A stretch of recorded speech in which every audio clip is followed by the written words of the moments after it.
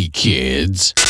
You're listening to the internet's wettest podcast about video games, consoles, and pancakes. The SML Podcast.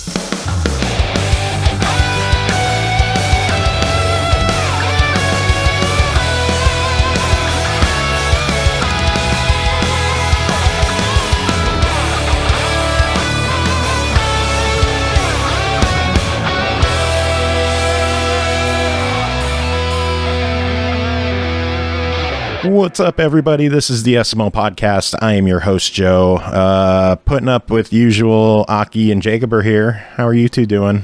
Whoa. Pretty good. Pretty good. People might notice that people sound a little different today. We have moved over to Discord after last episode's bullshit with Skype. I finally gave it the fuck up, and helping us make the move over to Discord, our good friend Doc Havoc. Ian, how are you doing? I am doing okay. Yay! At the moment. At the moment. Yes, because we'll change that. You're the one trying to figure out how the Discord shit is going to work, and nothing is working right as it should right now. Well, I mean, it's usually right. What happens when you start a fresh server. You have to just, cross it as it burns. Yeah. Oh, man. So how is everyone doing? How was everybody's week? Don't all start at once. That's Jacob, we'll start with you. It's been okay. Yeah, I don't know. I'm tired. Looking forward to the weekend. Aki, how was your week? I've been playing Sniper Elite 5. Yay. So pretty good. Good. Yeah. Sniper Elite 5. Ian, how was your week? Actually, we had some pretty gorgeous weather. Finally got those fallen trees out of my yard. Fixed the roof over my garage. So a lot of home improvement progress. Nice. So yeah, I'm pretty stoked. I've had the exact opposite. I'm dog sitting, and they've torn up curtains, and one of them has crapped on my floor every single day. Is its name Jacob? No, I don't know what the fuck its name is. I just call it Little Dude. So it's definitely not named me. Nice. No, because you're a little dipshit. So no, definitely not named you.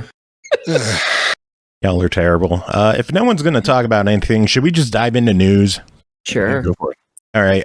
The big news of the week is that Take-Two has officially merged with Zynga this week. It is a done deal. They are one whole company. That's cool, I guess. Yeah, that is now the second largest gaming merger in history after Microsoft and Activision goes through, because they just blew that the fuck out of the water. It was like 12 million, and then the Activision one is what, like 60 something?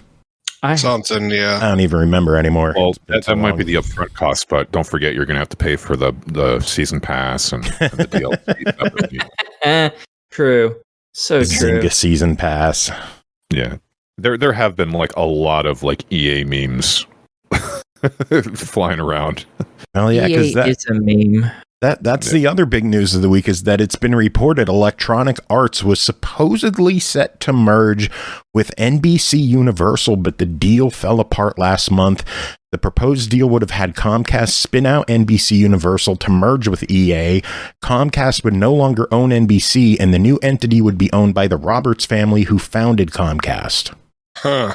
I didn't know all the details of that part. Yeah. That would have been a crazy merger.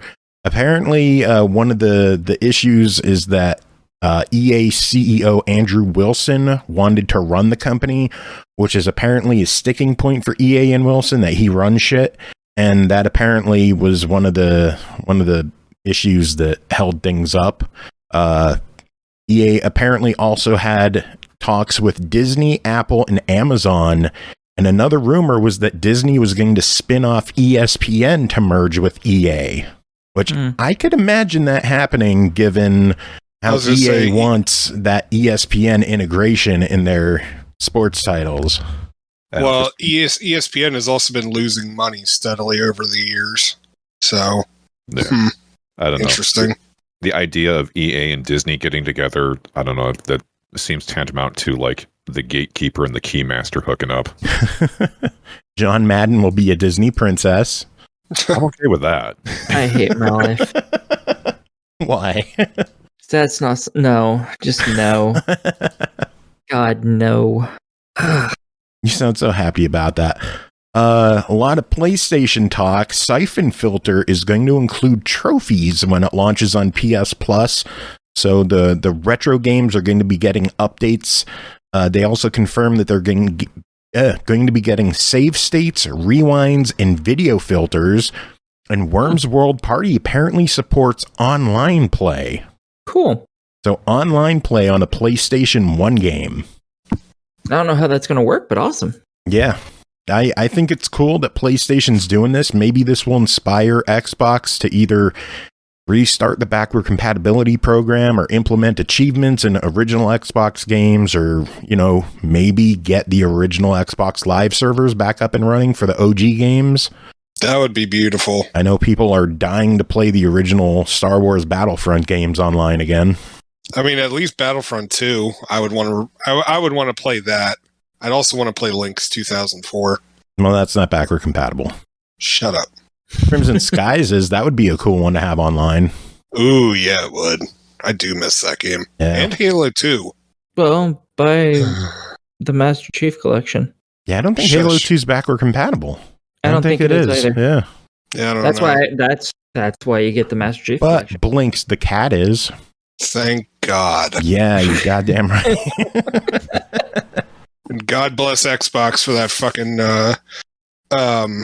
that rewards thing where it was just like get an achievement in any of these 10 games, and they fucking included Blinks in there. Yeah. Now everyone's like, oh, is Xbox going to add achievements? Well, maybe they will. That would be awesome if they did. All I know, they need to do something. There are still thousands of games, literally over 2,000 games that are still not playable on Xbox One and Series X and S from the 360 and original Xbox days. Over 2,000. You're going to tell me they can't get any more of those working? I don't buy it. I just I'm still confused why they didn't buy the stuff for it and be like, if it's on our system, people can play it, and just make it to where the new systems emulate the old ones. I mean, shit, your computer can fucking emulate up to at least the 360. Yeah. Some of them can even do Xbox One games, apparently.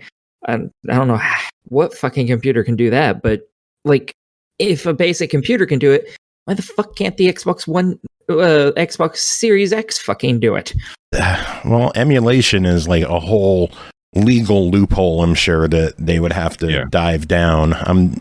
That's technically how they run the games now, is through an emulated version of the 360. It's just they have to include the system for every individual game specifically coded to that game. That's why every game is like 500 meg bigger on Xbox One than it is on Xbox 360. Like if you look up a cheap Xbox arcade game, it's going to be like 20 meg on the fucking 360, and on Series X it's 600 meg, something like that. This shit right here, though, is why people do it illegally. Yeah. If they should just make it be like, okay, fine, no emulation. Let's just make it to where the hardware does the same shit. I think they have completely different chipsets, though. I don't know how that would be possible without significantly increasing costs. Yeah, there's a lot of technical logistics involved. Yeah. Fucking Microsoft, they can figure something the fuck out. I mean, they're the forerunners of fucking everything. They have all the money in the fucking world. They can figure it the fuck out. They just don't want to. They're lazy. Well, sparking a little bit more rumors that the backward compatibility program may be coming back in some way is that Sonic the Hedgehog 2006 was relisted to the 360 marketplace for $4.99. I've already picked it up. No, it's not a good one. No. Okay. But that's the one where Sonic makes out with a human woman. Yeah. Oh, why? Really? I don't even know why that game exists. Oh my. Yeah, it's been delisted for years, and it just popped back up on the store this week. It is not backward compatible, so the fact that they went through the trouble of relisting it makes me wonder why. Well, I mean, remember Prince of Persia, like the one from like 2008, 2009, that like weird, like side story reboot game. They finally made that available for sale again, even though it's been like listed as being parts of sales. Like, but then it doesn't show up. You can't buy it. And then now all of a sudden, like last week, they made it available for sale. And also this week in the Fighters sale, that's going on right now for Xbox, Street Fighter X Tekken is $3.99. It's not backwards compatible either. Interesting. The only Street Fighter game I want is Super Street Fighter 2. I don't care about any of the others. The only one I care about. Isn't there like 20 versions of that available? Yes, Yes, there is. It's because everyone made their own because the original sucked ass. Which is... Street Fighter 2 was the original. Super Street Fighter is a different version of it that isn't as terrible.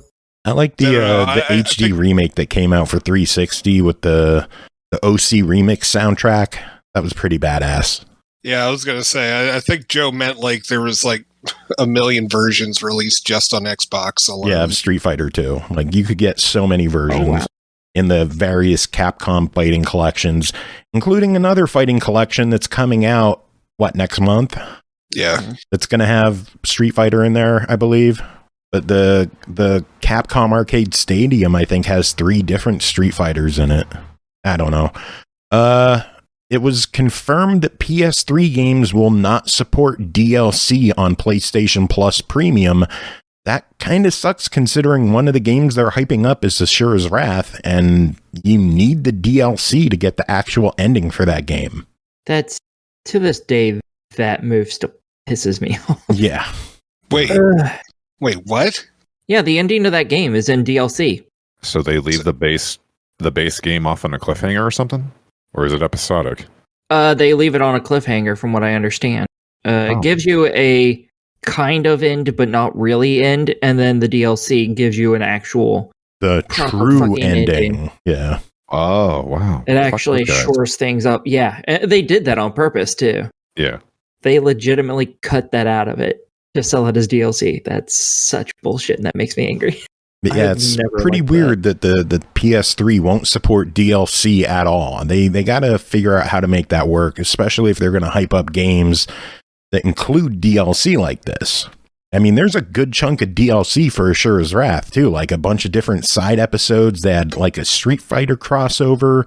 I didn't know about that. I thought that was the ending. There were like 5 different DLC packs that were available, and I ended up picking them all up. They were on sale for like $2 each. Does that work on the Xbox? Yeah. All that DLC through it is backward compatible. Okay. Yepers. Asura's Wrath is playable on Series X and S and Xbox One. So there you go. Yeah, I knew the main game was. I wasn't sure if the DLC was. So when you said it wasn't, why wouldn't the DLC on 360? Like everything, any DLC that was playable on 360 is playable on the backward compatibility. Oh, okay. Yeah, there's no weird limitations like that on backward compatibility. Okay. But yeah. Some other bad news with the PlayStation Plus is that it's been reported some games are running the PAL versions with slower frame rates. That's annoying. Yeah. It's like they didn't learn their lesson with the PlayStation Classic that came out, where they included PAL versions of some games on there and they just ran like shit. I mean, this has been going on with every one of these game packs. They always include some from both places. Every fucking one of them. And it always goes about as well as you'd think. And they keep fucking doing it.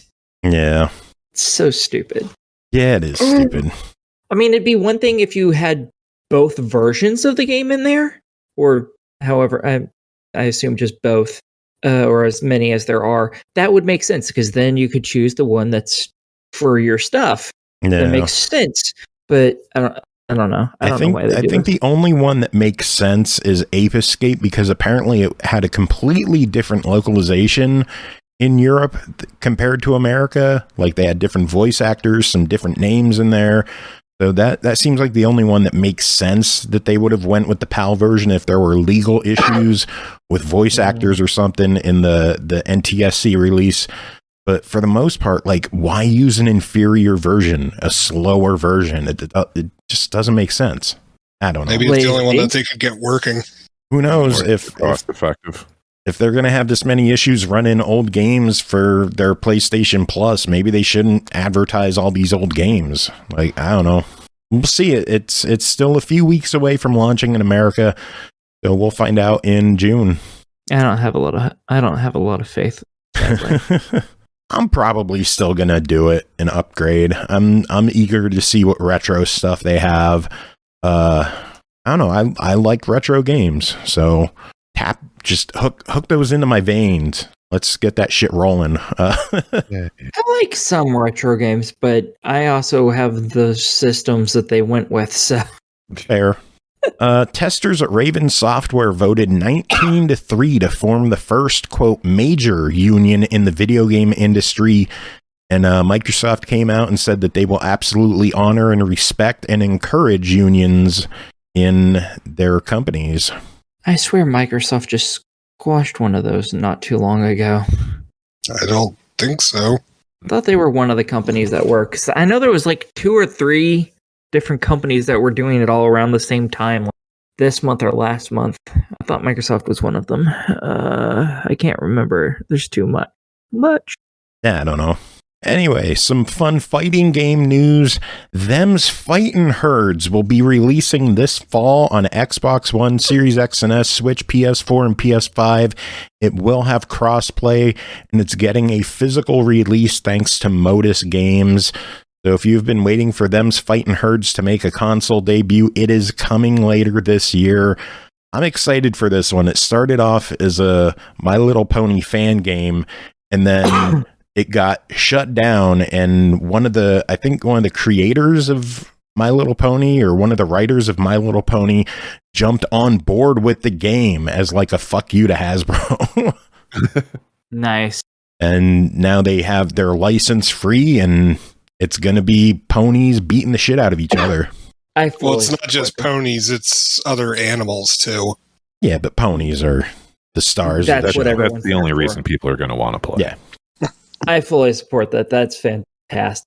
Not my kind of game, but man, that's fantastic. Yeah. I love this. Another fighting game releasing this fall, September 2nd, we're going to see JoJo's Bizarre Adventure All-Star Battle R, and that'll also be hitting Xbox, Series X and S, Switch, PS4, PS5, and Steam. So, yay. If you're a JoJo's Bizarre Adventure fan, finally we're getting something new. Is it a fighting game or what? I think it's a fighting. I'm pretty sure it's a fighting game. I can't imagine it being anything the fuck else. Yeah, me neither. I mean, that's what the whole anime is fighting. Well, yeah, but I mean, like, Dragon Ball Z has plenty of RPGs out there. They also did that One Piece game as well. So, True, I mean, World One Seeker. Piece game was a fighting game, wasn't it? Yeah, World Seeker. That I actually reviewed that one. I enjoyed it. That was a fighting game, though, wasn't it? No, World Seeker was No. like an open world action adventure. Yeah. Oh. Fun fact, there was DLC for that game that was not released in America. Yep. Well, that's Yep, the hot tub stuff. Oh, that's some bullshit. Yeah. Give us hot tubs or give us death. I had to damn buy it. a code off eBay. Of course you Wait, did. what? I was able to buy a code off eBay for the DLC. Like, and what did you have to do? Like, is it like does the DLC like work like worldwide, or Yeah. do you have to have like a Japanese account? I believe it was a European account. Huh. Weird. Yeah. Yeah, because I did the same thing with the Conan and the Dong enabler. You could switch to Europe on your console, download the nudity patch, switch back to America, and you got dongs aplenty. Or you could just get the PC version. You would pay The money for dongs that. galore. If you deleted It was the free. patch, would you had to change it back to a European account to re-download it? I believe so, yes. Oh, that's too much effort for that game. Yeah, I don't want to delete it and find out. So- Too much effort to look at dongs all day. Yeah, that's way too much effort. But I'm sure that also shows plenty of other good things. I thought she was asking about One Piece, but Oh, either no, way, I was lot talking of about Conan. dongs. So I wait, can't. other I can't imagine One Piece was actually all that bad. I mean, it's fucking One Piece. I was just the game or the show. The game, the hot tub stuff in the game. Both. The game and the show, they're both really Okay, the show is just never fucking ends. No, it won't. It has, I think it's on season 14 right now. That's a lot.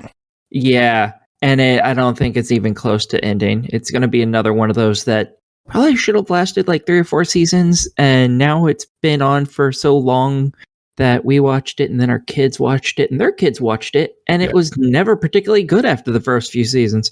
Yeah, it's going to get to a point where kids graduating will have never known life without One Piece. God, I mean, I like One Piece, but no, there's a limit. This is just like fucking Berserk as far as I'm concerned. That thing came out before I was fucking born, I think. It's still not done. Oh, jeez. I don't think it'll continue anymore since the original writer died. But his son, it seems like his son might actually just finish it. I'm hoping. I don't follow anime, so I have absolutely no horse in this race. But you need to watch that. You would love it. I played the Dreamcast game years ago. There was a Berserk Dreamcast game, a hack and slash. It was bloody. I didn't know that. Yeah, so is the anime. Yeah. I was gonna say, isn't there like Band of the Hawk or something like that? Yeah, I think that was a new one. It's gotcha. If you're gonna play one, it's probably the Dreamcast one is what you want to go with, because that's the Band of the Hawk is based on the new anime adaptation they made, which was really bad 3D animated stuff. Like no one liked it. So I know.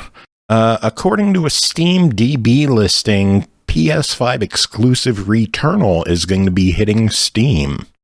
Ooh, interesting. That I am interested in. Yeah, so I need a new computer for that. I'm sure Housemarque is excited that it's going to get a new lease on life. It is also going to be joining the PlayStation Plus, the Mega whatever tier with the PS4 and PS5 games. So it looks like people are going to get their hands on the game and give it a new lease on life, which I think is pretty cool. Yeah, I just hope... I found out something new recently. Piece of news, yay! At some point, they were actually planning on remaking one of the best games ever made in the history of ever, called Legend of Dragoon.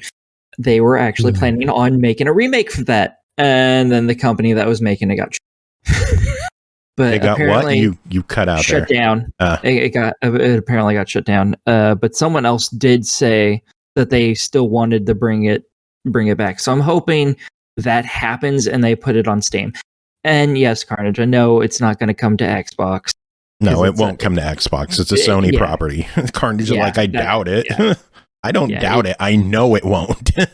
Yeah, it definitely won't. There's no doubt in my mind. That is straight up owned by Sony. Yeah. Really wish it wasn't, because then maybe we could have gotten another fucking game out of it. Since, the fucking PlayStation 1. God.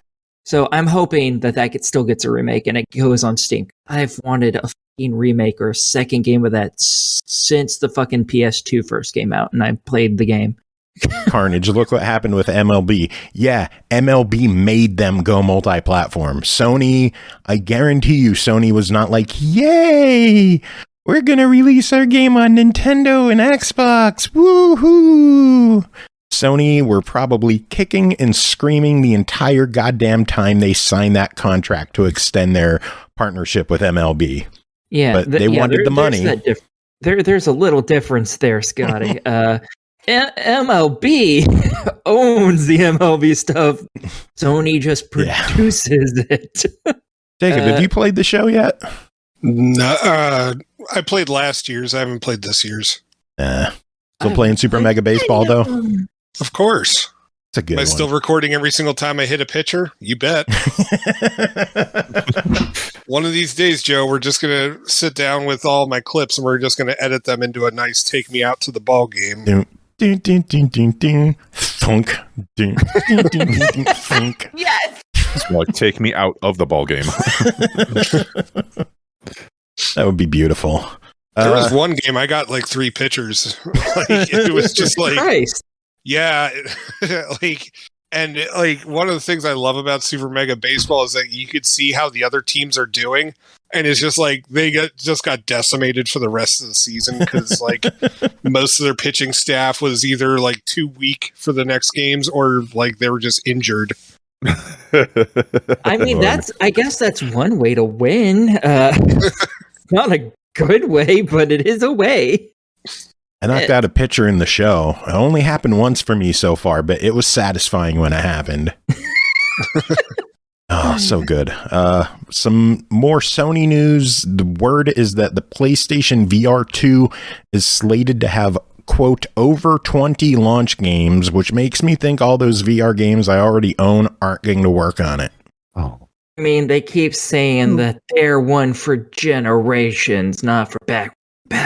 So yeah, it's very possible that it will not play those old games, at least not for a long fucking time. And then they'll probably make another thing that's like, oh yeah, you can play these if you buy this new subscription. That's what they seem to want to do. I'm hoping that some games will get like patches or updates or reworks or something that if you bought it, you can play it on the PSVR 2. Like, if I have to rebuy all my Beat Saber DLC, I won't be happy. I would just straight up refuse. What, Aki? Joe can't refuse. And is there a lot of Beat Saber DLC? I didn't even know it had DLC. Yeah, there's a good amount on PlayStation. Is it just more music? Yeah. Or... Okay. Yeah, there's like a Green Day pack. There's a Linkin Park pack. I think there's a Panic at the Disco pack. There's some techno packs, Monster Cat. There's a bunch of packs. I don't have all of them, but I do have a chunk of them. I haven't bought any since I sold the VR, so it's not like I'm just buying shit to buy shit, because I've never done that before, right? Ha ha ha ha. You don't still do that. Last bit of news I have is it was revealed that Call of Duty Modern Warfare 2 Remake is going to be launching October 28th. And I'm sure that might be hitting Game Pass day one. That would be fantastic if it does. That'd be neat. Yeah. There's rumors that that's going to be announced at E3, that it's day one Game Pass. Well, not at E3, but at the Microsoft Bethesda show. It's fucking E3 to me, whatever, same week. But there's talk, there's been a lot of lists going around of games that are going to show up at the showcase, and all of them seem like no-brainers. People are like, oh, there's going to be Indiana Jones footage, and there's going to be Starfield footage. No shit. Like, tell us something interesting. So far, the only real, like, new thing people are mumbling about is a Gears of War collection. Well, yeah, which once I heard the news about that, I was just like, oh boy, how exciting. Gears and Forza is going to be their fucking holiday showcase, and they need more. Carnage is saying that there's rumors of a Banjo-Kazooie remake. That would be interesting. I'd be down for that. I did enjoy that game when I was a kid. Never finished it, but...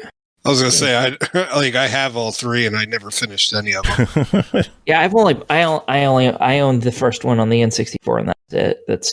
Do you not own Rare Replay? I don't know.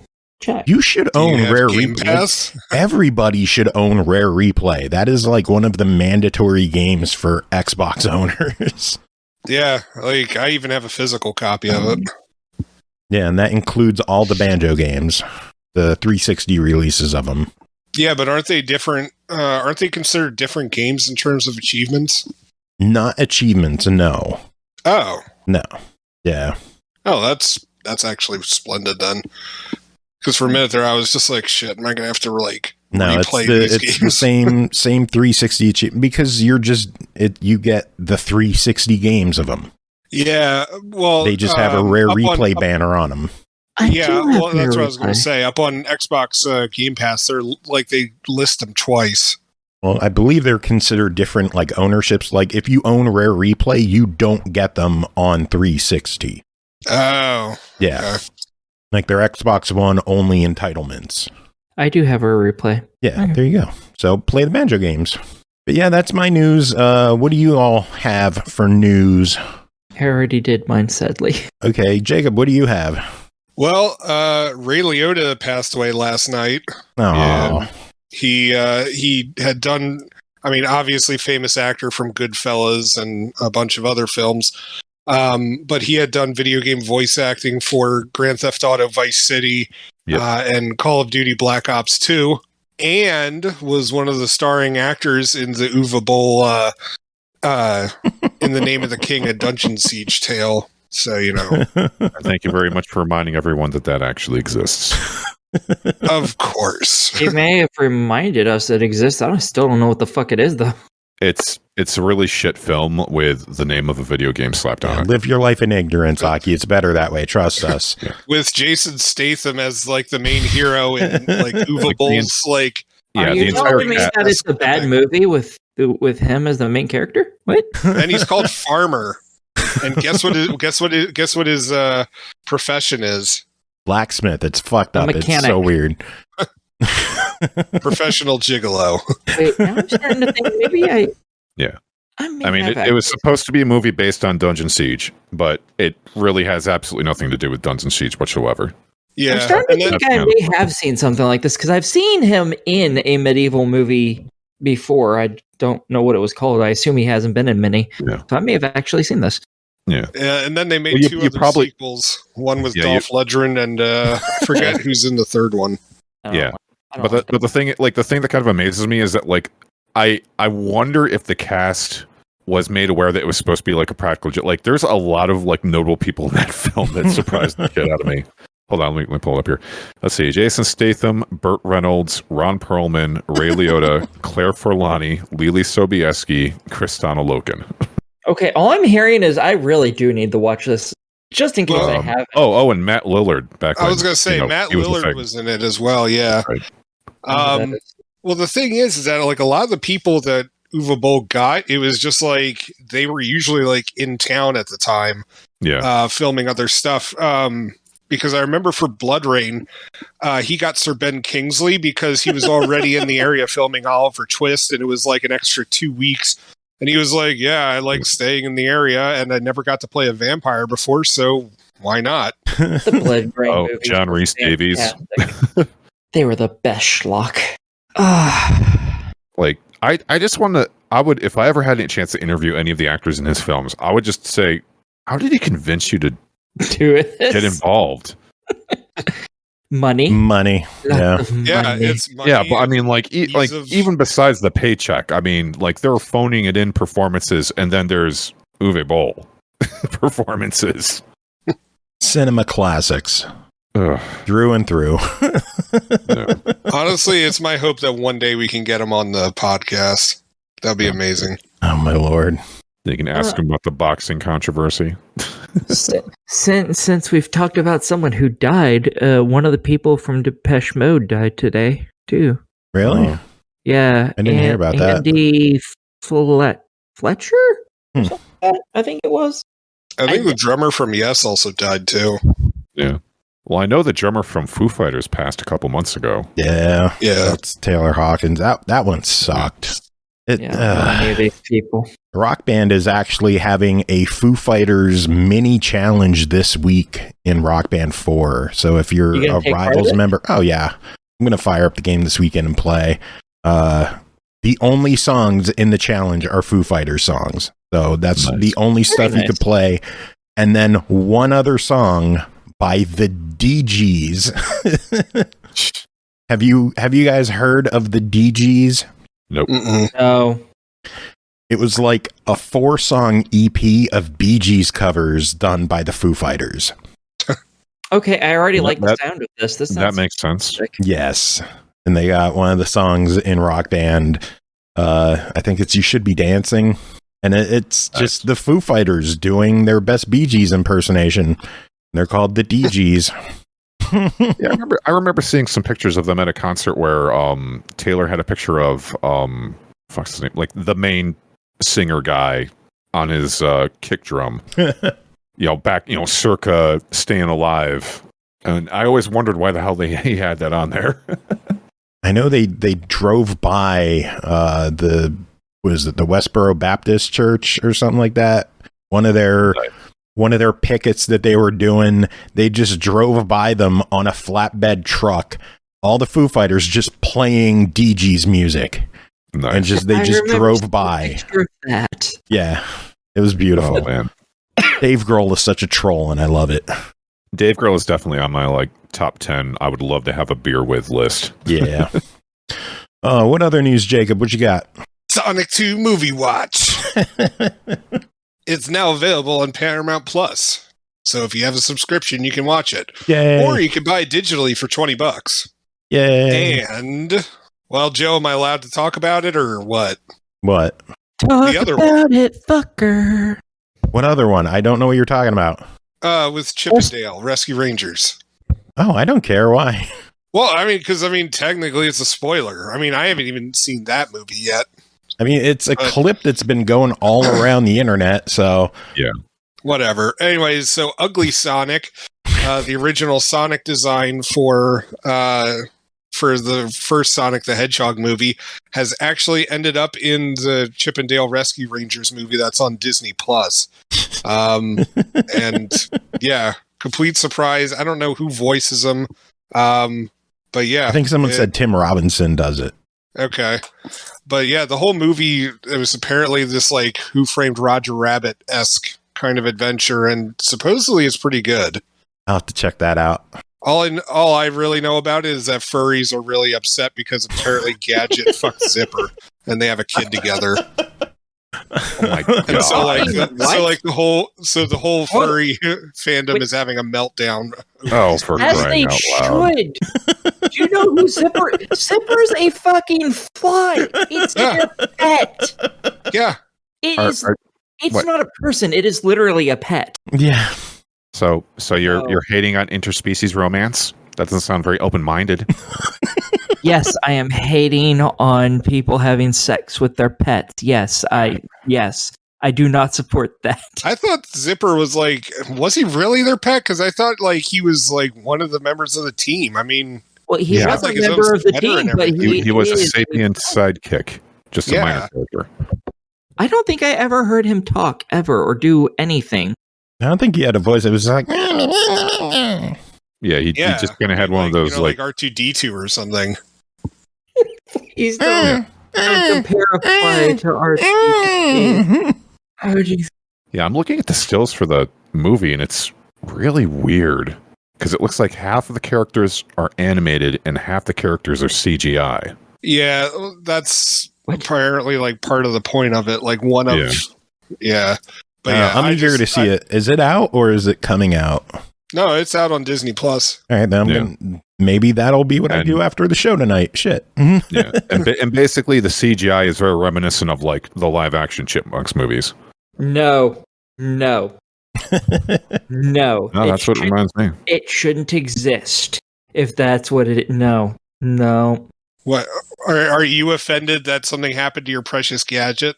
No, I don't really give a fuck what happened to Gadget. That's actually kind of funny. I just don't. Roger Rabbit. There's a still here of Roger Rabbit actually in the film. Really? Yeah. Nice. That's kind of funny.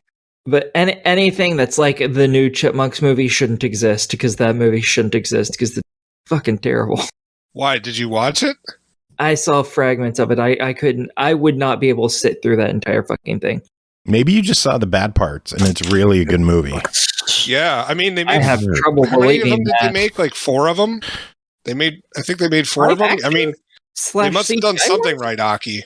You should probably sit down and watch all 4. No. I did this shit with Naruto when it came out. Fuck that. No, I am not wasting hours of my life.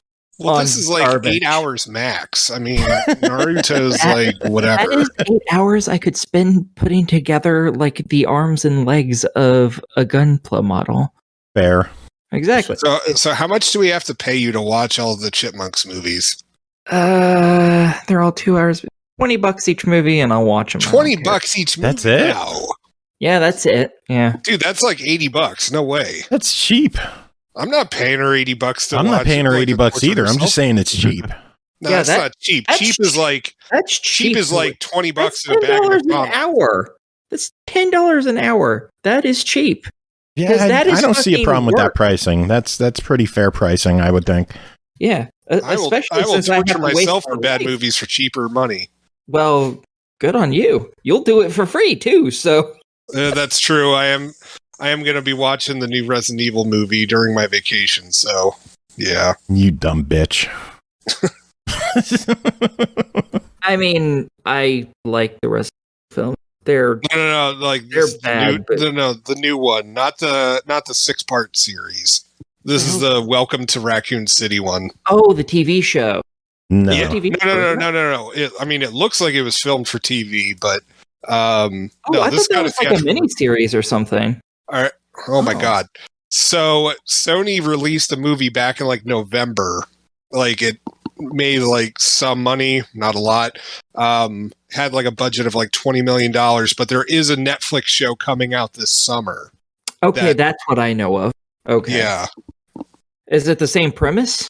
Same characters and everything? From what I understand, it's supposed to like weave in and out of like the video game canon, but like I have no fucking clue. It's gonna suck. It all sounds like it's gonna be a dumpster fire. I mean, the original Resident Evil films were kind of a dumpster fire. The ones you guys should watch are the animated ones. They're fucking amazing. Yeah. I don't know. I saw the first two. I wasn't wowed by the first one, but the second one I liked. Yeah, they just keep getting better. I do have the third one. I just haven't gotten around to watching it. I think there's more than 3 at this point. I think there's like 5 now. They're so good. I like them. But then again, anyway, any other news? We're like going into movie territory here, and Jacob, we're not going to let you drag us down this road, Jacob.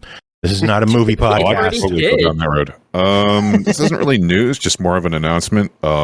Epic is giving away the BioShock collection for free. Nice.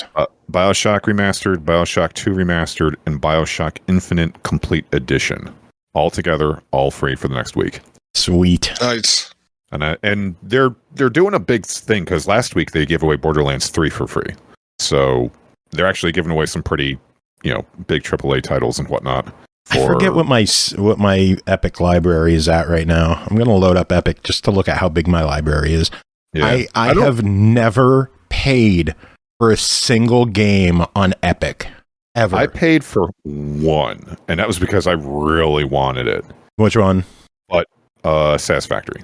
It's basically like a factory, like a first-person factory building sim, where you pretty much create an automated factory of all sorts of things, whatever.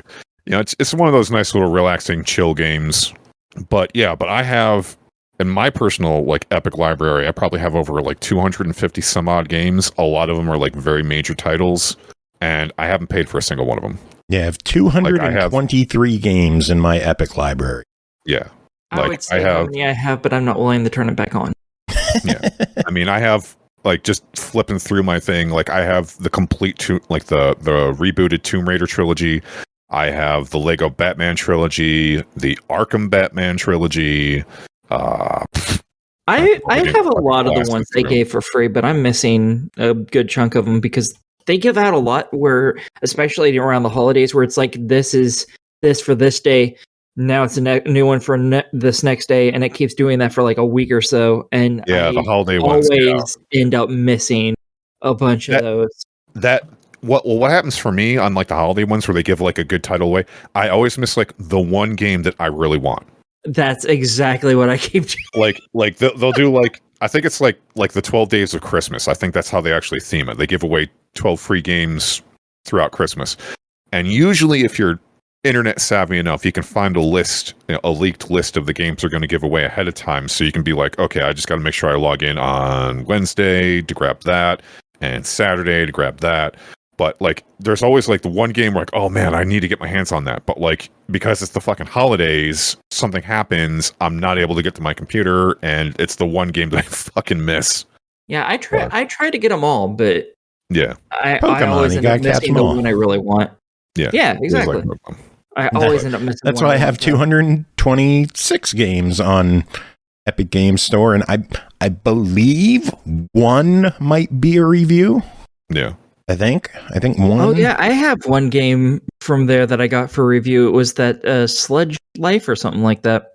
I think I got Barony for review, but everything else, is just It's free shit from Epic. Thanks, Epic. I have a big library that I'm never going to touch. Civilization here, probably. See, if I ever touch it, what I'm gonna end up doing is I'm gonna download it from Epic, and then I'm just going to open Steam and add it to my Steam library. Yeah. And then get rid of it from Epic. Yeah. And then just use Steam. Alan Wake, Control, Vanishing of Ethan Carter, Talos Principle. Yeah, they give so much good shit on Epic. Props to them for giving away a lot of good stuff. Yeah. And there's a lot of people that like absolutely shit on Epic too. Me. Well, I'm one of those people. I fucking hate Epic. Well, I understand a thing that like, you know, it's a pain in the ass having another game launcher to deal with, and it's just inconvenient and stuff like that. But like, there are people that like, I mean the type of hatred where like the CEO like took a shit on their grandmother's grave level of hatred. Like, if I could, I wouldn't bother shitting on the grave. I just shit in their coffee every day. And that's why you weren't on when Harmonix people were on the show. Yeah. Because I don't get why people hate Epic so fucking much, you know, over Steam. Yeah, Aki, why do you hate them so fucking much? Well, originally, it was because I didn't like them constantly forcing the tiny guys into exclusive contracts or blacklisting them, which they kept doing to small places. And then I didn't like that they were like, oh yeah, our launcher's just as good as Steam, we're great. And it took them fucking, 5 years to fucking figure out how to put a goddamn shopping cart in their fucking... Have they been around for 5 years? I don't know. I have no idea. Feels like it's been forever. I don't know how long it's actually been around. It may have been about 5 years. It's been a while. Speaking of 5 years, it's been about 5 years since we started the show. Is there any other news anyone wanted to talk about, or should we dive into reviews? Probably dive into reviews. It launched in December of 2018. There you go. So coming up on 4 years. That was close. Ian, you gonna stick around for reviews, or are you heading out? I might bounce. I'm feeling a little hungry. Alrighty. Well, it is always good having you on here, chatting with us and chatting news with us. Thank you for helping us move over to Discord and helping us smooth out whatever kinks we can. Not those kinks, Aki. Not those kinks. Jacob. Damn it. That's the only fun part. So yeah, we are going to move on to reviews. Ian, do you have any final words before you can just jump off on your own because it's fucking Discord? No, not really. Take it easy, everybody. See ya. All right, reviews. First game to talk about tonight is called Injection Pi 23 Ars Regia, developed and published by Abramelin Games, released May 24th on Xbox One and Series X and S for $29.99. Classic survival horror focused on puzzle solving, exploration, and strategy. Take control of a person removed from society who searches for his missing dog and finds himself embroiled in a dark conspiracy. Jacob, what's going on in Injection Pi 23 Ars Regia? That is a good question as to what the hell is going on in this game. Like, all right, first off, I was approached on this game because Aki was not able to play it due to photosensitivity issues, and I don't have any issues, and like the game boots up and I'm like, what the shit is going on? Like, it's good. I didn't take it then. Yeah, shit. no, it's real good that you did not take this one. Because yeah, like there is a shitload of flashing lights, and even if like you're not looking directly at stuff, it's like they'll still do like blinking like electric lights and like just off in the corner, and it's like it's still like super distracting. And yeah, but so yeah, the game just opens up that you're this dude wandering around a building, but then eventually you go outside and it's really a lot of wandering and just trying to figure out puzzles, and everything is dark and it looks like, you know, it's decrepit and it's been in a state of disrepair for like the last 60 years. Your face is decrepit. Oh, boom, roasted. Yeah, but that's not nice.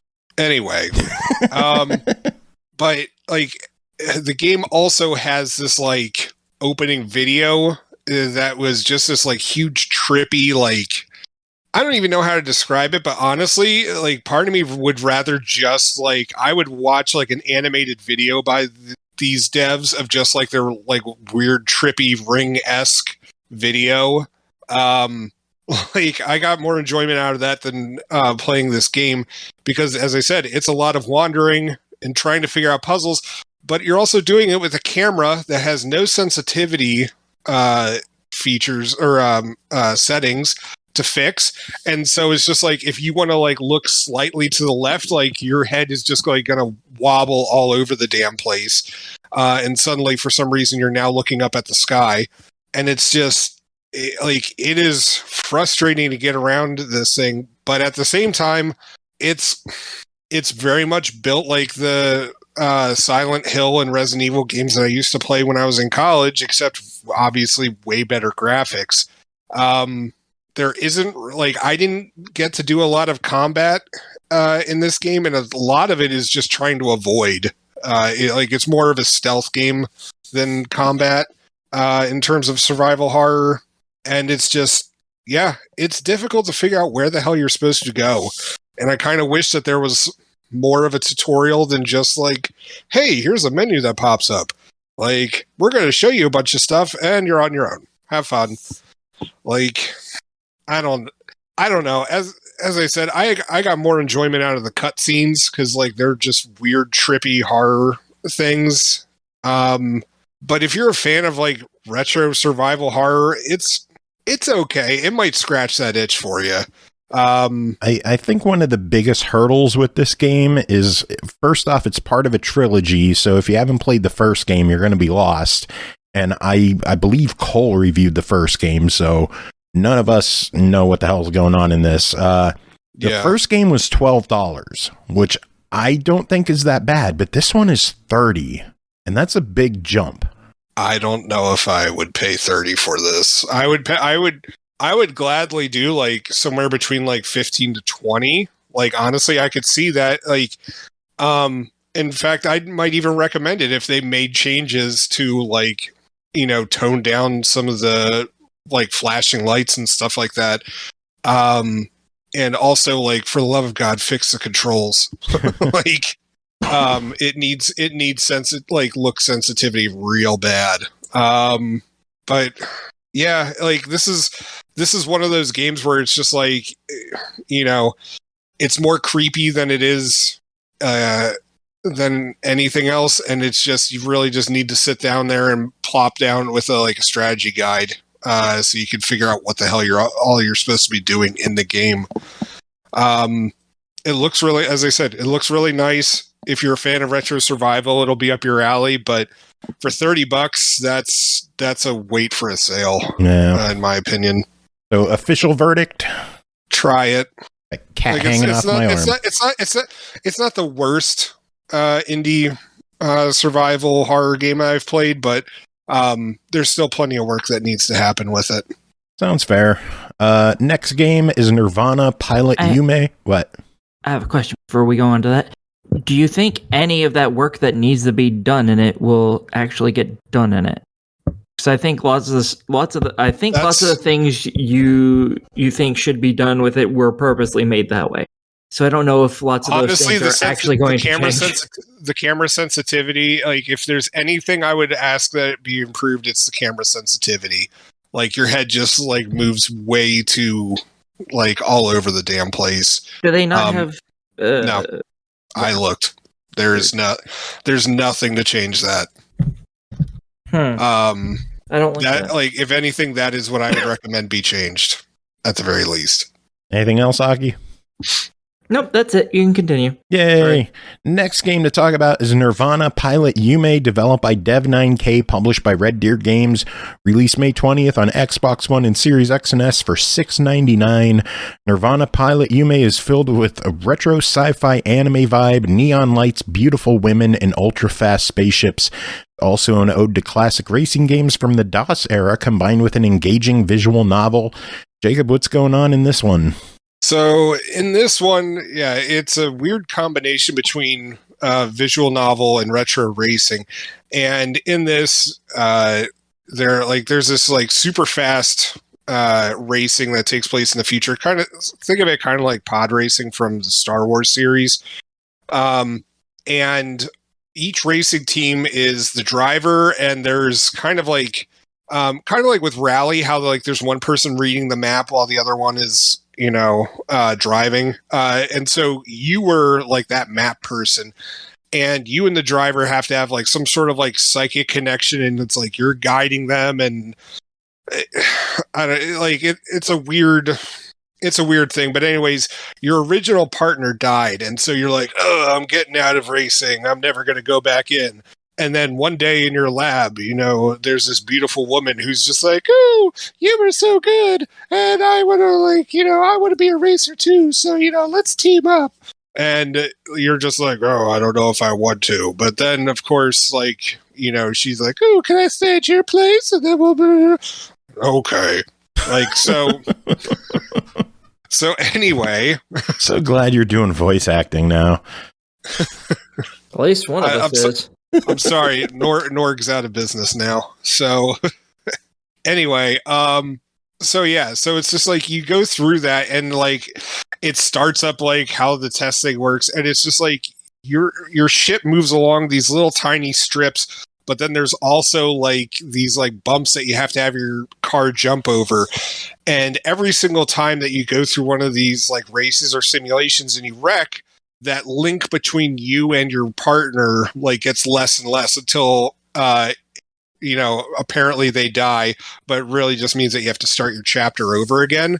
And it gets really freaking frustrating because as your link goes down, like you get to see less and less of the screen. And so it's just like the game's telling you, oh, hey, you need to do better, but it's also like, hey, fuck you, you suck at this game. And it gets really frustrating, like, because I was really interested in the story, but the racing elements, like, it just ends up becoming such a slog to get through that I'm just like I don't care what happens to all of you. Like, I wish the right. That's what you say to us every week. What? I said that's what you say to us every week. I don't care what happens to any of you. That sounds more like Aki than me. But. That is true. That sounds significantly more like me. Aki actively wishes for our death during the show. No, because then I wouldn't get more game. His maybe, because him being alive or dead doesn't affect whether I get game. You, I care, because it's the only way I get games. That means a lot. You're welcome. I'm glad. But anyway, yeah, like so like I mean the story's kind of interesting. I mean, like, because there's also this Snoopy reporter who like is tried to build up a big story, and also like I can help you like get back in the press, and that's really important, and blah blah blah. I gave her a very deep voice. I don't know why I did, but anyway. But yeah, it's just like the storyline's interesting. The character designs are pretty. Aki, I know you'd like to ogle some of these women. But yeah, it's really like the racing aspect that drags the game down. And it's not that it's bad.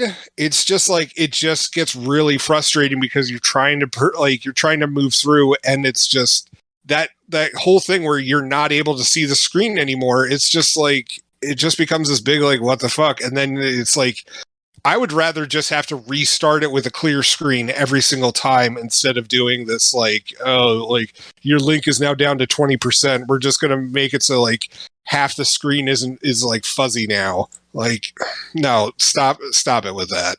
So, well, it's only $7. What are your thoughts on it? I'd give it a try. Like, I mean, it's an interesting concept. I'll give it that. But as I said, the racing aspect is a tad frustrating.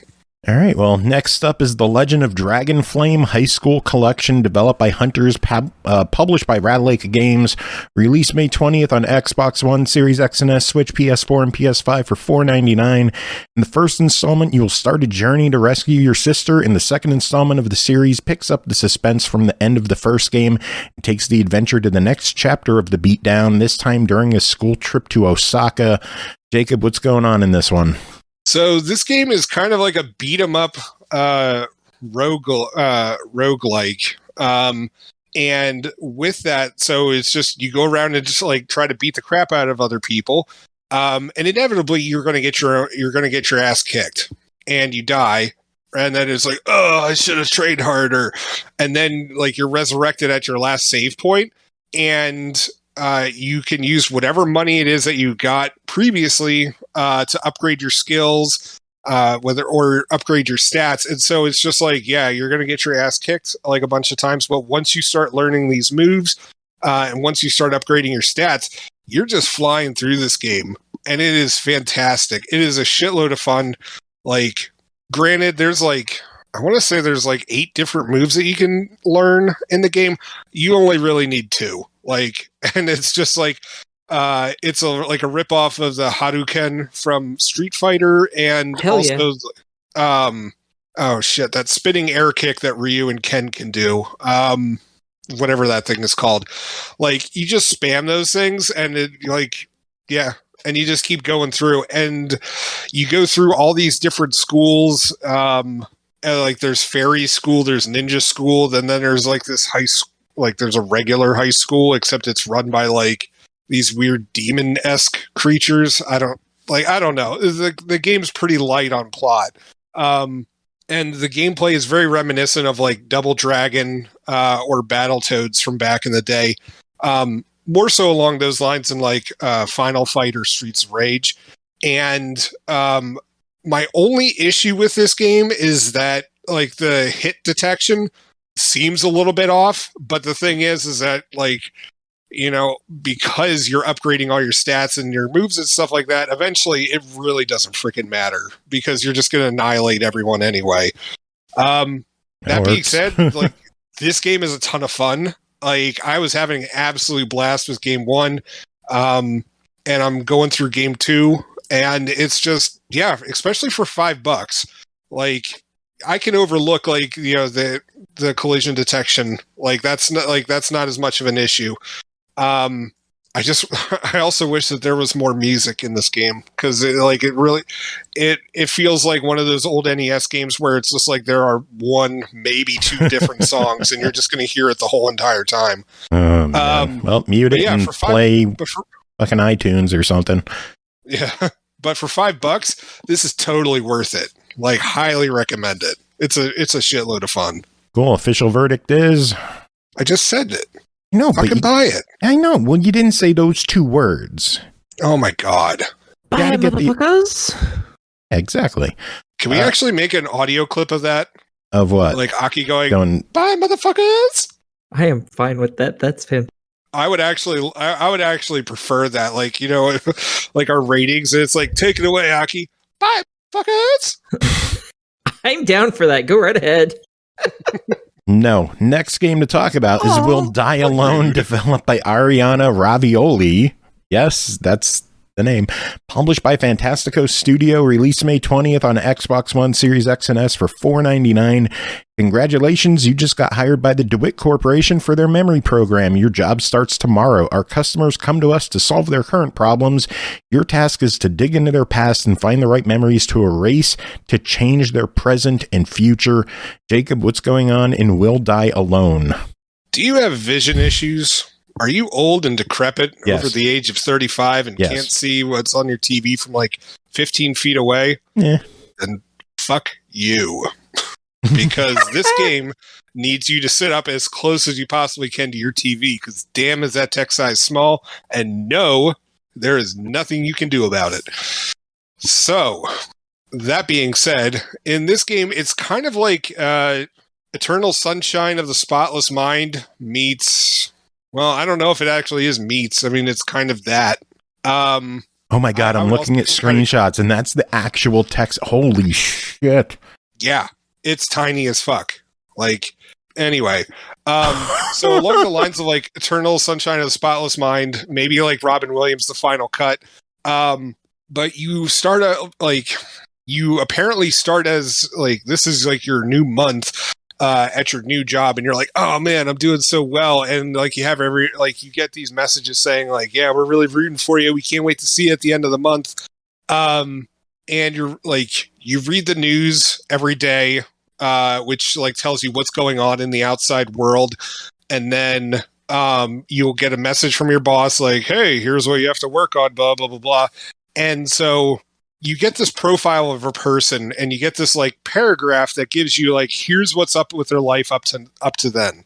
And then you're given 5 memories that you could choose from, and you find out what they are.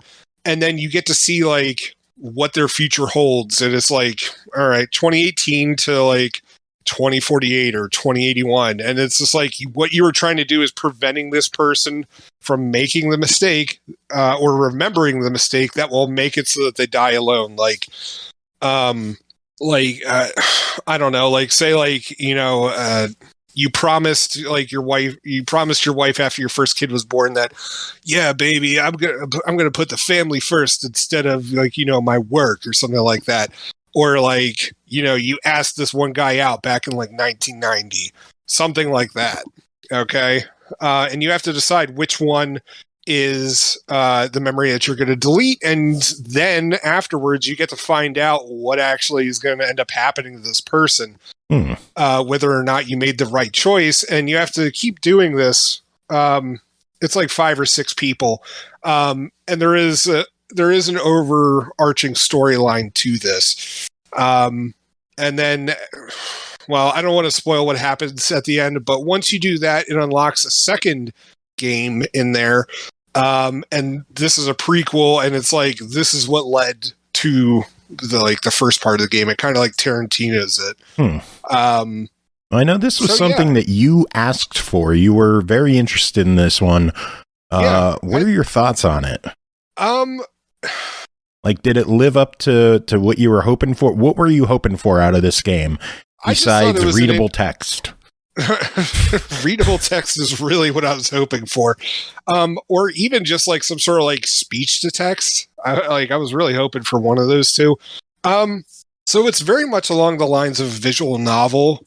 And it's just, I mean, I don't know. I find it kind of interesting because, you get to see what, you get told whether or not you made the right or wrong decision, at the end of each session. And I don't know, it lends itself to multiple playthroughs. Like it has to, because there's also like a secret ending according to the achievements. Which I haven't gotten yet, but, I mean, like I wasn't expecting anything graphic heavy. But I think I was expecting more along the lines of that game Jessica that I had played last year on the Switch.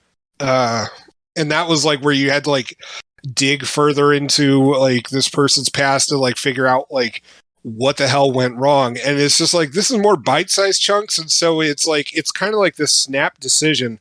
And it's real interesting because like, I don't know, it kind of like ties into like my current job where it's just like, I have like this snapshot of this person's life, and then it's just like, all right, well, what am I going to do about like their financial, like, I'm looking like through their like the financial stuff, and it's just like, do I lock their account? Like, do I shoot off an email? Do I just let it pass? Almost kind of like a Papers, Please kind of thing, except not as, I don't know, not as much genre bending as that was. I don't know. I don't know what I was really expecting. I was just intrigued by the concept, and so I really wanted to know about it. Well, the game's only $4.99. What are your thoughts on that? For $4.99, I'll warn you, it is a fairly quick game to go through. It does go through, like, I mean, you will have to do multiple playthroughs if you want to 1K everything. But I think it has some interesting concepts to it. I wish there was a little bit more. If anything, just like more profiles that you have to go through and stuff like that. But yeah, like I don't know if we're ever gonna I don't know if we'll get to see like a sequel game to this or something like that. But we'll die alone again. What? We'll die alone again. Oh, yeah. I mean, like honestly, like I'd be real interested in seeing like if we could get more of this or something similar to it. Especially for $5, it's definitely worth checking out at the very least. Cool. It's a buy it for me. But like I could see plenty of people where it also might just be a try it though. Well, it's cheap, so yeah. All right, you got one last game to talk about. That is Zombo Buster Advance, developed by FIREBEAST, published by ChiliDog Interactive, released May 25th on Xbox One, Series X and S for $4.99. Zombo Buster Advance is a tower defense game taking place inside buildings with interchangeable elevators. Players have to deploy their troops, swap them, and shoot zombies like a boss. Jacob, did you beat this game like a boss, or did you get beaten like a bitch? Mostly beat it like a boss. Like it. So this game is not the most challenging. I mean, there is challenge to it. But thankfully, it's like if for me, it was more of a relaxed one. Over a relaxing challenge. But so yeah, so in this game, like you just have like your hallways in this building. And as time goes on, you get extra energy, and then you could buy different units. And there's like 3 of them. There's like a regular guy with a gun, like regular shooter guy. There's like a zombie expert, but of course, like his hits don't hit as much. They're more frequent, but they don't cause as much damage. And then you've got a guy who's like a tank, and his are slower, but of course they don't. He doesn't fire as frequently. Then the arsenal grows as the game continues. I think there's like 12 total. Yeah, and so you can constantly upgrade as the game progresses, and as you like replay the levels and stuff like that. And of course, my issue is that it's just like everything, like all of the upgrades feel so very minute. It's just like, all right, like you now shaved off that 0.1 seconds on like your on like your energy refill, or it's like you now like do like 11 bits of energy like every like 5 seconds or something like that instead of 10, and it's just like, oh god, this is going to be a lot of grinding. And it is. Luckily, but it's entertaining at the very least. Luckily, if people were paying attention, they heard the name ChiliDog Interactive, and they are famous for one big thing, and that is the ChiliDog cheat code. Oh. Up, down, down, right, left, X. And what does that do in this game? Because I did not do that. Well, there's 3 options. One is it gives you $1 million. Shit. Okay, that would have been helpful. Like $1 million. Yes, it maxes out your money, and you can do that. You could max it out and then buy a bunch of shit, and then max it out and then buy a bunch of shit, max it out and buy a bunch of shit. There's another one that gives you 1,000 medals. So those medals that you earn 1 or 2 of at the end of a stage, and you got to spend like 20 of them to level shit up. You could just max everything out at the beginning. Then if you're really lazy, just bump that L1 button and you win the stage. So people can I did not do that. I did it a little bit. A little bit my ass. It's a ChiliDog game. So I was actually playing through the stages. I wasn't just victory, beat the one stage. Because for the achievements, you have to kill certain zombies. Right. And those zombies are like the little minions that come along the way. And then the big expensive point ones are the bosses at the end of each of the tiers, or the levels that you got to go through. I think there's 8 of them, something like that. Mm-hmm. But yeah, you got to kill all the bosses. So you got to earn it by actually laying out the levels properly and taking care of the enemies before they get to you. But you can cheat your way and make it a lot easier. And it's ChiliDog game, so that's what I did. Well, anyway. I'm a cheater, right, Carnage? I'm a filthy cheater. Using a cheat that's provided in the game, and I didn't turn my system off and go offline and change the clock. Proud of you? Someone doesn't pay attention to running gags. So with the gameplay, the building that you're in has elevators, as we talked about in the description, and you can use those to flip your soldiers in between floors, which you then have to manage to make sure that they're not getting into the stairwell, because that's apparently where you're keeping all your survivors. And so you just you have to flip them in between the two. And as I said, like it's not too stressful. Like, I mean, it can get hectic at times, but honestly, like I liked that feature. Like, I thought it changed stuff up a bit and kept it interesting. So yeah. So what's the price on this one? $5. $5. Yeah, I'd recommend it. I can agree with that. It's a solid tower defense game. I dropped the $5 for it, and I'm having fun with it. So I'll be playing it some more, trying to beat some more bosses and get some more 100-pointers for beating bosses. Yep, that is it for you, Jacob. Yay. You are off next week. We won't have to put up with you next week. So, thank God. So do you have any final words before you go on vacation? Nah, I'm not going to miss you, fucks. Have a good vacation, you putrid shit. Aw, that's the nicest thing you've ever said to me. I know. It was meant to be. Aw, I love you now too. Fuck off. You fuck off too, you little scamp. The fun thing is, like, now he could just come in as he pleases, just jump in, jump out at any time. So you leave, and then like an hour later, come back in and be like, "Hi, got you, bitch." No, make fun of you again. That's effort. That is effort. Yeah, I do not feel like doing. Yeah. No, I don't think. No, I'm just gonna waste time doing that. I'm just gonna post lots of shit posting memes. No. Yeah, I already have that muted, so that works. Did you even look through it though? I looked a little bit. It's quality content. No, it's not. No, it's not. There's a lot of garbage there. There is way. As I said when I came in, I don't really get memes. They're not funny to me. They're just stupid. Same could be said about you. Well, I don't expect people to understand me. I'm better than people. That is highly debatable. All Well, right, we got to move on. Next game to talk about is a first look at Sniper Elite 5, developed and published by Rebellion. It released May 25th. Xbox One, Series X and S, PS4, PS5, and PC for $59.99. Also available as part of Xbox Game Pass. The latest installment in the award-winning series, Sniper Elite 5 offers unparalleled sniping, tactical third-person combat, and an enhanced kill cam. Fight your way across the most immersive maps yet, with many real-world locations captured in stunning detail, and an improved traversal system that lets you explore more of them than ever before. Aki, you're going to give a full review next week, but we wanted to talk about it a little bit this week. What are your first thoughts on Sniper Elite 5? It's fun. All right, $60. What do you think? No. I'm not going to give quite that far. It plays very similar to all the other Sniper Elite games, which makes sense. It's a Sniper Elite game. Kind of like expecting racing games to change their racing. That's what it is.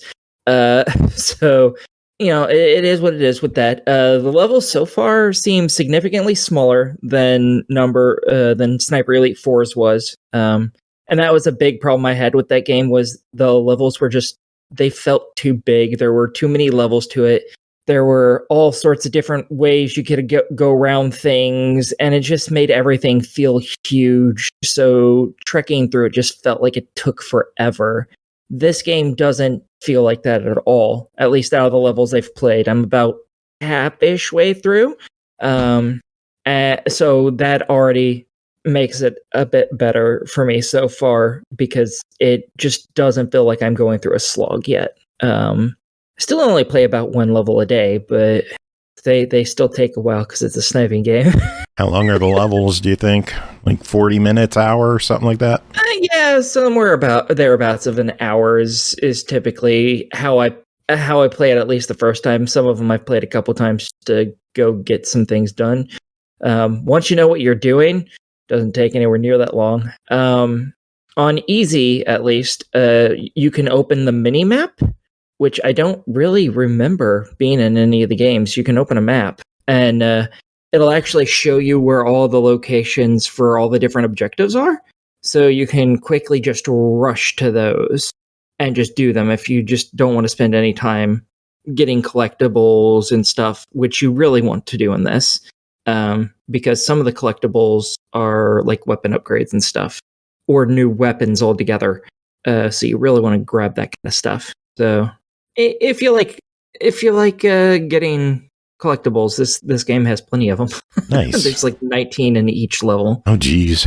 Yeah. Well, there's 3 different upgrade benches. One for your pistols, one for your SMGs, and one for your rifles. And each one gives you different upgrades for such and such rifles. It's not like, oh, all the rifles now have this specific scope. It's like, oh, these 2 can use that scope, so they have it, but this other rifle also gets this other part that none of my other rifles have.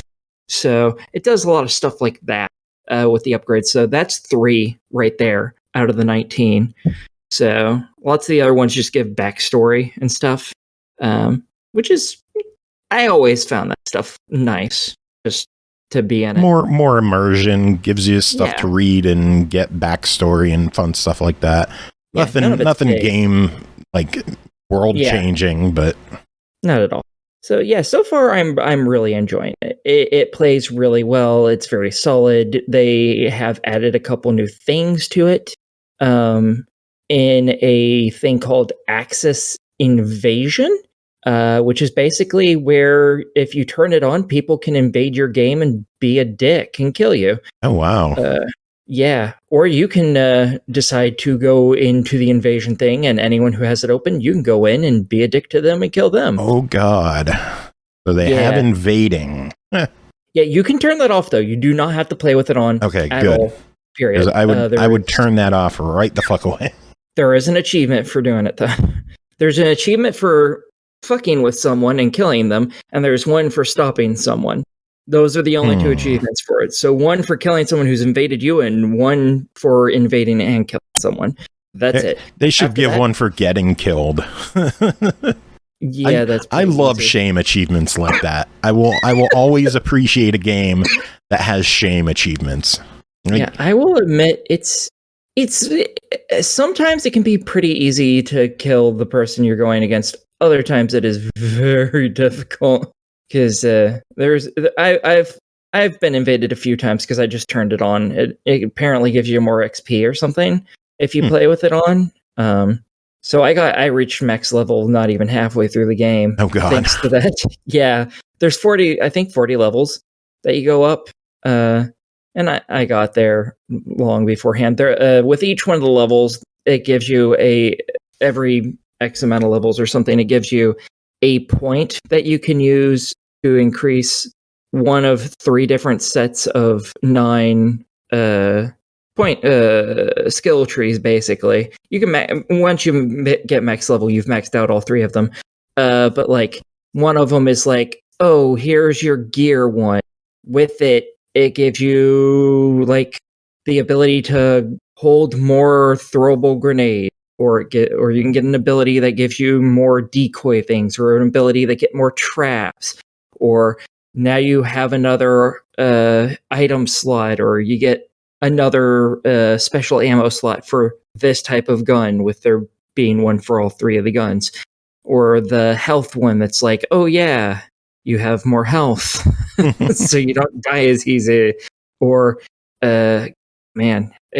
It's been a while since I've had to look at these because, again, I've had them maxed out for a while. But like, there's each one of them has one in the center that just costs 1 point, and then 4 around it that each cost 1 point, and then 4 after the original 4, and all of those cost 2 points.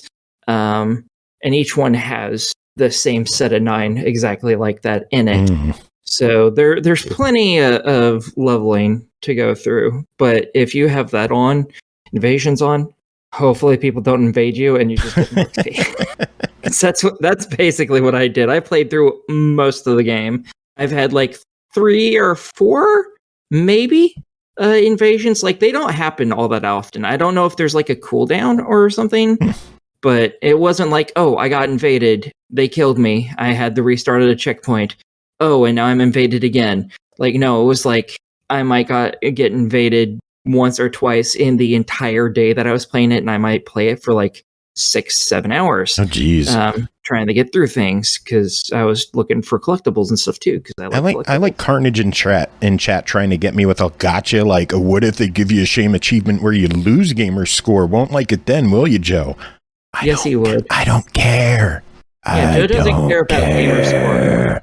Give me negative achievements. I don't give a shit. I will, if they find a way to give negative achievements, I will praise the first game that does it, because it will piss so many people off, and I would love it. You'd never hear the fucking end of it. I'd be so angry. I would be so anti that company. We just reviewed Eldest Souls on Tuesday with Purnell, and they start the game with an 8-pointer. I love it. I fucking love it. Hate that. Love it. Love it. Love it. Love it. I fucking love when games do that. Just pump out 8-pointers, 6-pointers. Give me a 17-pointer. I don't give a shit. But we're going to talk more about Sniper Elite next week. That has normal achievement values, but it's on Game Pass. So if you're curious about whether or not you should dive into the game or not, I say Game Pass it, and we'll give a final verdict next week. Sound good? Yeah, that works. Yeah. All right. Be able to have it done by then. Next up is Dolmen, developed by Massive Works Studio, published by Prime Matter, released May 20th on Xbox One, Series X and S, PS4, PS5, and PC for $39.99. Dolmen casts players onto a hostile alien world known as Ravioli Prime. Your job, bring back samples of a crystal with a particularly unique properties, the so-called Dolmen. These crystals are capable of allowing interaction between realities, revolutionizing space exploration, and changing the known world forever. Aki, what is going on in Dolmen? Okay, you play as someone just called Captain. You seem to be a human, even though no one on this planet looks like a human, and they're apparently all humans. I don't really understand. But these crystals that you're trying to get, they open portals places, and a bunch of bad things have come through and slaughtered pretty much everybody.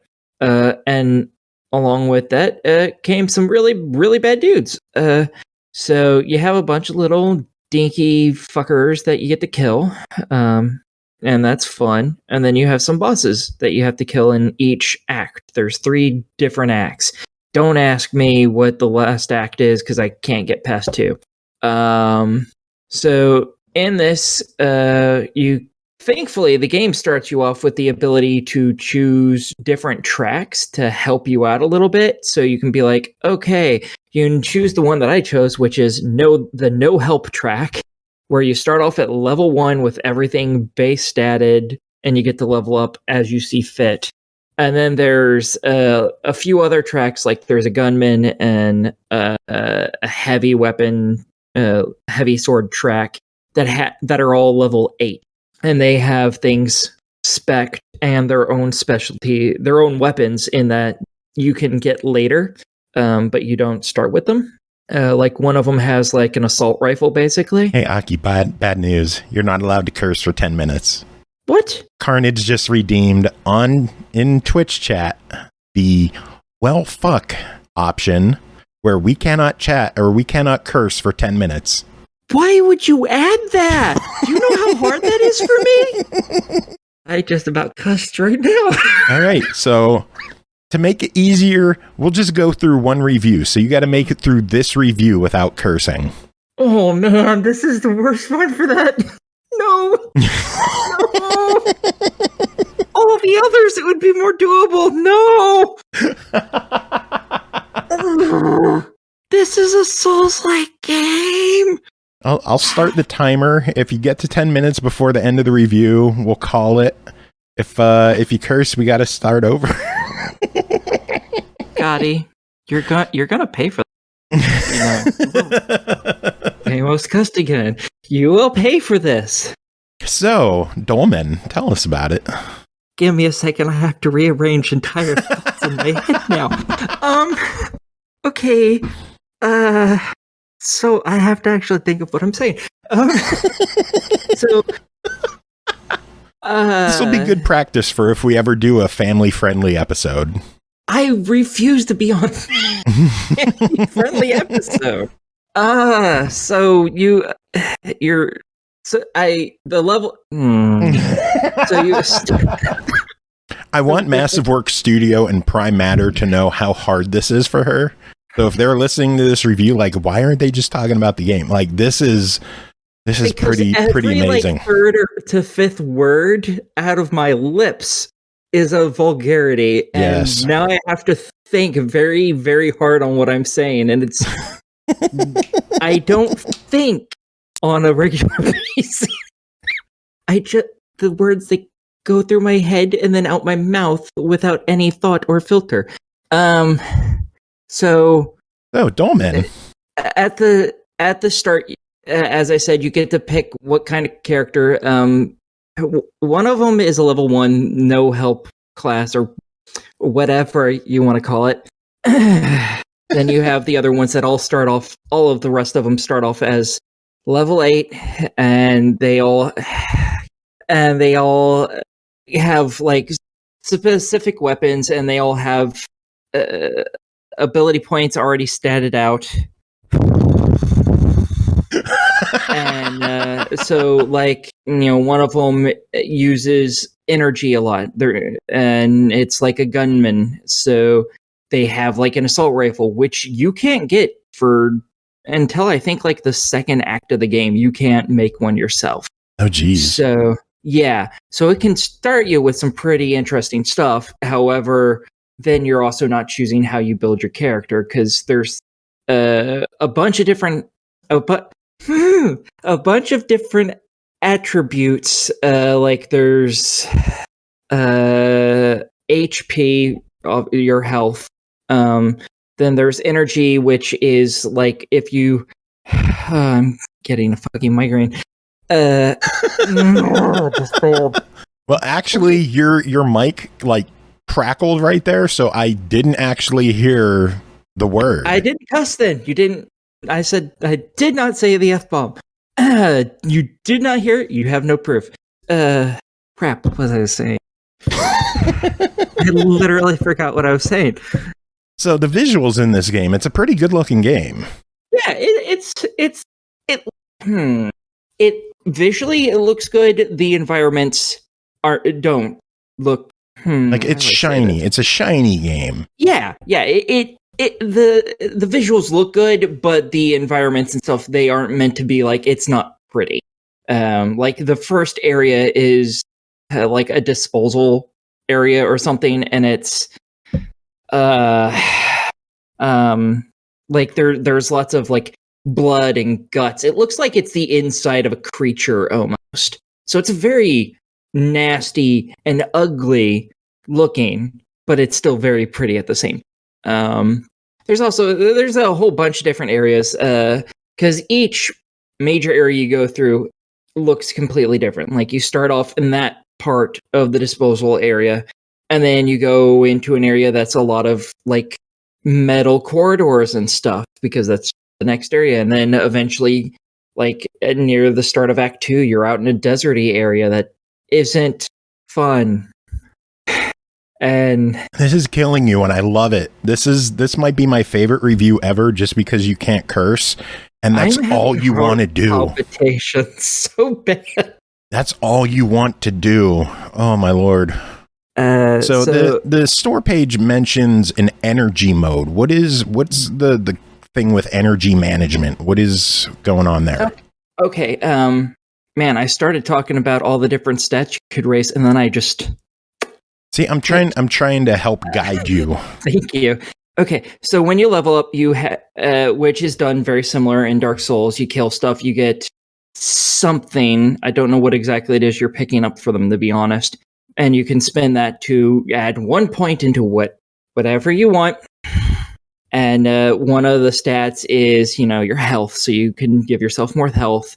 One's your energy, which is what your guns use to fire. It's what your energy mode uses, and it's also how you heal. I don't really understand that, because again, you're a human. Energy, and you get energy from batteries. So I don't know how this works. And then you have endurance, which gives you more stamina, because you also have a stamina bar. And then you have strength, which allows you to, hit things harder for when you're doing melee. But there's also skill and science, Science, I think, does something similar, but as strength does for weapons, but with guns. And skill increases both of those and gives you some sort of... it increases how often your special ability for your gun procs, I believe. I think so. I'm not sure what exactly it does, because the game doesn't tell you what most of the special things do in the game. It's really irritating. So when you're in combat, swinging your melee weapon uses your stamina, your endurance, and using your guns uses your energy. However, you can also go into this energy mode that basically fills your body with whatever energy type you have equipped. The only 3 I've seen are ice, fire, and acid. And basically what that does is it uses your energy instead of your stamina when you're using melee combat attacks, and your melee combat weapon does that whatever type of damage your energy mode is. So even if usually your sword is a flaming sword, a burning sword, whatever you want to call it, sword, if you have the ice thing on and you go into the energy mode, it will now do ice damage instead, which can hurt you pretty badly if you have the wrong thing equipped for the boss. Because it's really useful to have that energy being used instead of stamina, so you can run away still after you use a bunch of really heavy, hard-hitting attacks. Because the energy will refill unless you've used it to heal yourself, because that will permanently get rid of a bar until you use a battery. But most of the guns... 10 minutes is up. Oh, fucking thank God. Jesus fucking Christ. Fuck you, Scotty. Fuck you. That was not fun. God, I've lost where I was. So the game's $40. What do you think of it at $40? Okay, before I go into that shit, there is some fucking issues with some of the fights. Like, lots of the normal enemies aren't too fucking bad. They're doable, especially if you're like me and you decide to do ranged, because ranged is really good for this. Because even if they are ranged, you can shoot them from much further the fuck away than they can you, which is fucking fantastic. However, Carnage is right. It's a fuck storm now. yes, it fucking is. But when you get into bosses, some of them aren't too bad. Like most of the main bosses aren't main bosses. Well, I guess they're all main. Okay, when I say main bosses, I mean all the bosses except for the final boss of the act. That one I consider the super boss. All the main bosses aren't too bad. The super boss, they're all bullshit. Every fucking one of them. And because I spent a couple days trying to beat the first act's super boss. And I played it literally all fucking day, and it was miserable, and I was pissed off constantly. And so I decided to look online to see what other people's opinions of that fucking boss was. Everyone fucking hates it because it's cheap. It doesn't stick to a rhythm like lots of the other enemies. You're like, okay, they do this this many times, and then they do this next thing. This one sometimes does it, sometimes doesn't. It sticks kind of to that, but where it attacks is completely different. And there's just so many ways where it can fuck you over. And like, it brings you into this little tiny area. It forces you into this little tiny area, or you take constant damage, like a bunch of damage every fucking second. But then its head is almost as big as that entire area is, and it does chomping attacks. It is so fucking hard to dodge, and it's bullshit. And that's the final phase. That's after you've had to deal with this other bullshit. All these bosses, there's a lot of unblockable attacks. Some of them just have obscene health pools. Like that one, even when I beat it, it took me more than 10 minutes to beat that boss. Wow. And a lot of that was I can't damage it because I have to dodge this other bullshit that it's doing. Because if I stop dodging, I'm going to die. Because it will just fucking stun lock me. And then it had a whole bunch of attacks that were just, if this hits me, I will just outright die because it will just one shot. And that fucking sucks. It's like, even now that I'm into this and into Act 2 and probably twice the level I was, I still do not confidently think I can beat that boss from the first act again. Wow. And and all of the bosses you want to beat at least 3 times, because you obtain little parts that allow you to put together a special weapon that you can only get from getting those 3 parts from that, beating that boss 3 different times. And to beat it 3 times, you have to respawn it twice, and you do that by obtaining Dolmen fragments, which are a random enemy drop. And I had like 20 something of them, died, lost them all because I died again before I could get to it. And then it took me hours to get up to 5 shards. It requires 3 to resummon a boss. And then, there's other times where I'd been like, okay, I got 10 within the first hour. Within an hour, like it's all very random. There's a lot of problems with the game still, in my opinion. I really like the game, but there is a lot of bullshit that really drags it down and makes it not fun. Well, real quick, what would you fix in the game? Because this has already been like 20 minutes now. What would you fix quick? I would make most of the drops less random. Get it like, every 25% of the time you kill this type of enemy, you just get one. Because it's any enemy can drop it. So just do that. Give better, more often make item drops come from just random enemies, because they also give you items that allow you to build new weapons and armors and shit. And make that happen more often, because it takes forever to get some of that shit. And then make all the act bosses, just tweak them, because they're all fucking terrible in their own way. And each one is terrible differently. They're bad. No one likes them. Literally, you can look online. No one likes any of the actors. They all have different issues with them. Most of it comes out to they're cheap fucks. All the other bosses are generally fine. It's just the end act bosses. They all have cheap shit, and no one likes it. Speaking of cheap, the game is not cheap. It is sitting at $40. What are your thoughts? If you really like Souls games, then I would totally go with this. You're not gonna you might get 40 or so hours out of this, so it's a decent price for hours per dollar. If you're not really heavily into Souls games, don't buy this. You're not gonna fucking like it. And I'm not sure how many Souls fans are going to like the end game bosses. If they tweak the end act bosses, I think this will go a lot better, and all Souls fans will generally enjoy this, because it's pretty fun. Otherwise, that just ruins it. All right, well, you got one last game to talk about, and this is kind of like an unofficial second look at the game. Soundfall, developed by Drastic Games, published by Noodlecake, released May 12th on Xbox One, Series X and S, Switch, PS4, PS5, and PC for $29.99. Soundfall is a fast-paced, music-based dungeon crawler that combines looter-shooter action with rhythm-based gameplay to create a world of music unlike any other.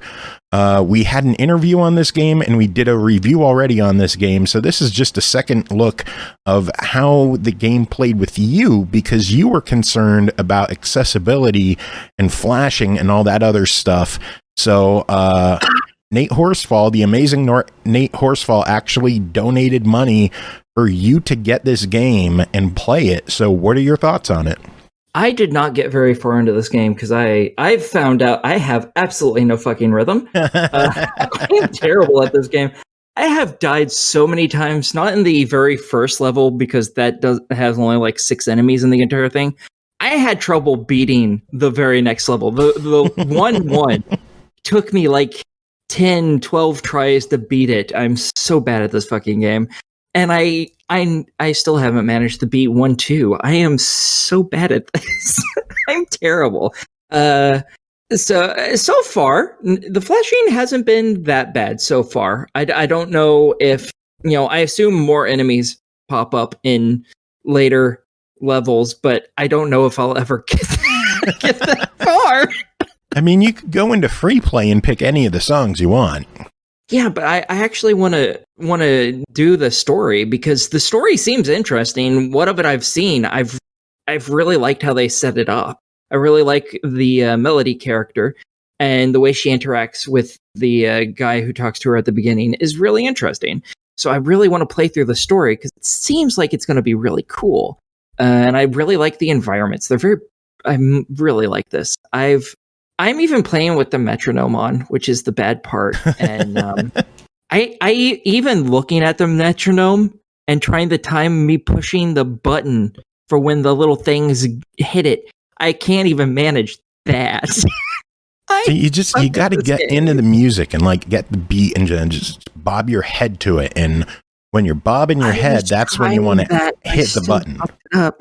Dun, dun, dun, dun. It's always rhythm based. So boom, boom, boom. Yeah, boom, I think I do it at a different time than either at the beginning of the note or at the end of the note. Whatever it doesn't do is the one I think I do. And it's something, obviously, I've done all my life. So it's very hard to hit at the right time.